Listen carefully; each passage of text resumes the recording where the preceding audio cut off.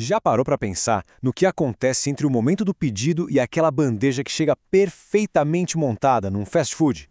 Pois é, por trás dessa simplicidade toda existe quase um século de ciência da administração. É uma verdadeira máquina invisível afinada para a máxima eficiência. E hoje a gente vai desmontar essa máquina.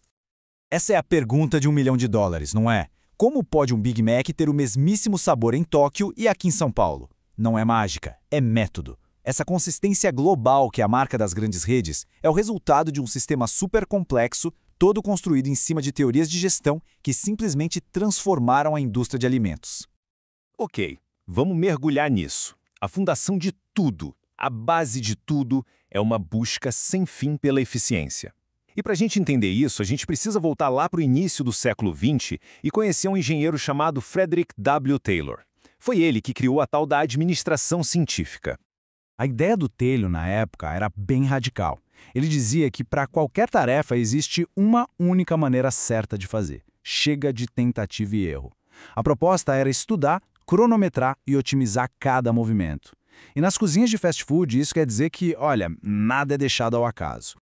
E isso aqui ilustra a ideia de forma brilhante. Cada passo na montagem de um hambúrguer é uma tarefa separada, especializada e, claro, cronometrada. Tem um tempo exato para a chapa, uma quantidade precisa de molho, uma sequência de montagem que foi otimizada ao máximo. Basicamente, cada funcionário vira um especialista na sua pequena parte da linha de produção. E o mais legal é que essa teoria não ficou só no papel.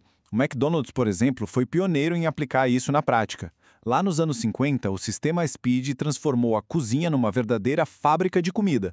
E em 1961, eles criaram a Universidade do Hambúrguer, que cimentou essa ideia de vez, garantindo que todos os gerentes no mundo todo aprendessem exatamente a mesma única maneira certa. Mas só a eficiência não garante que um hambúrguer em São Paulo seja idêntico a um de Tóquio. Para isso, a gente precisa de outra camada nesse sistema, a padronização. E é aqui que entra em cena a teoria burocrática de um sociólogo chamado Max Weber.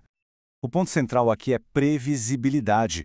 A burocracia, no sentido que o Weber falava, não é sobre papelada, lentidão, não. É sobre criar um sistema com regras claras, com procedimentos documentados, para que o resultado seja sempre o mesmo. É a garantia de que a experiência vai ser uniforme, não importa em que lugar do mundo. E a estrutura que garante tudo isso é essa hierarquia formal. Pensa bem. Cada pessoa tem um papel super claro e definido. As decisões seguem uma cadeia de comando e as responsabilidades são bem específicas. Isso cria um sistema controlado que funciona, que é uma beleza, mesmo com a alta rotatividade de funcionários, que a gente sabe que é comum nesse setor. Então, a gente já tem eficiência e padronização. Agora vamos ver como o restaurante se conecta com o mundo lá fora e como ele busca melhorar o tempo todo, funcionando como um verdadeiro ecossistema.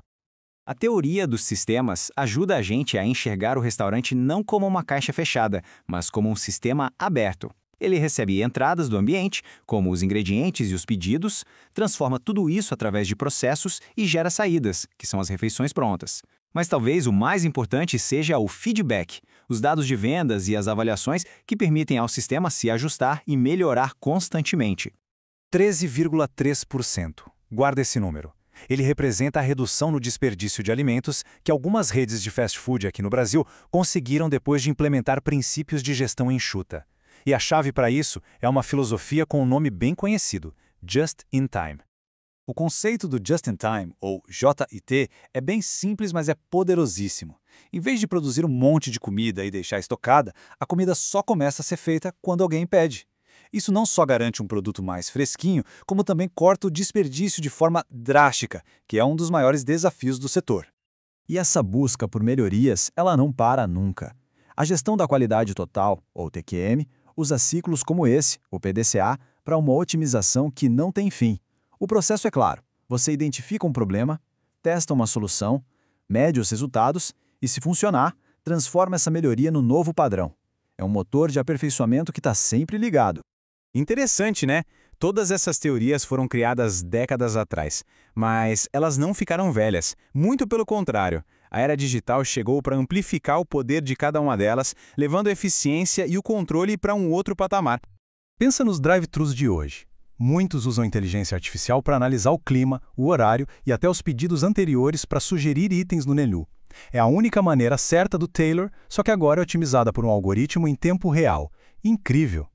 E os quiosques de autoatendimento? Eles são a encarnação da impessoalidade burocrática do Weber. O processo de fazer o pedido é totalmente padronizado, executado pela tecnologia, o que libera a equipe para focar no que importa, a produção. E o delivery? O delivery expande as fronteiras do sistema. A logística precisa estar perfeitamente integrada com as plataformas digitais. Isso estende o controle da operação do restaurante desde a cozinha até a porta de casa, garantindo o tempo e a qualidade da entrega. Bom, essa máquina de eficiência é realmente impressionante. Mas é importante a gente olhar também para o outro lado da moeda. Qual é o impacto humano desses modelos? E aí, em seguida, a gente amarra todas essas ideias. Toda essa eficiência tem um custo. O trabalho pode se tornar extremamente repetitivo, quase mecânico. A rigidez das regras pode acabar despersonalizando a experiência de quem trabalha ali e até dificultar mudanças. E tudo isso junto contribui para um desafio enorme do setor: a altíssima rotatividade de pessoal. É o contraponto dessa operação tão otimizada. Então, a grande sacada é esta. Da linha de montagem de Taylor e da burocracia de Weber, passando pela visão integrada dos sistemas e pela melhoria contínua da qualidade, até chegar na otimização com inteligência artificial, todas essas camadas de teoria formam a receita invisível por trás de cada hambúrguer, cada batata frita e cada refrigerante. E fica a provocação para a próxima vez em que alguém for a um fast food. A observar a operação, a organização da cozinha, o fluxo dos pedidos, a interação da equipe. Quais dessas teorias vai ser possível enxergar ali, em pleno funcionamento? A máquina está lá, é só saber para onde olhar.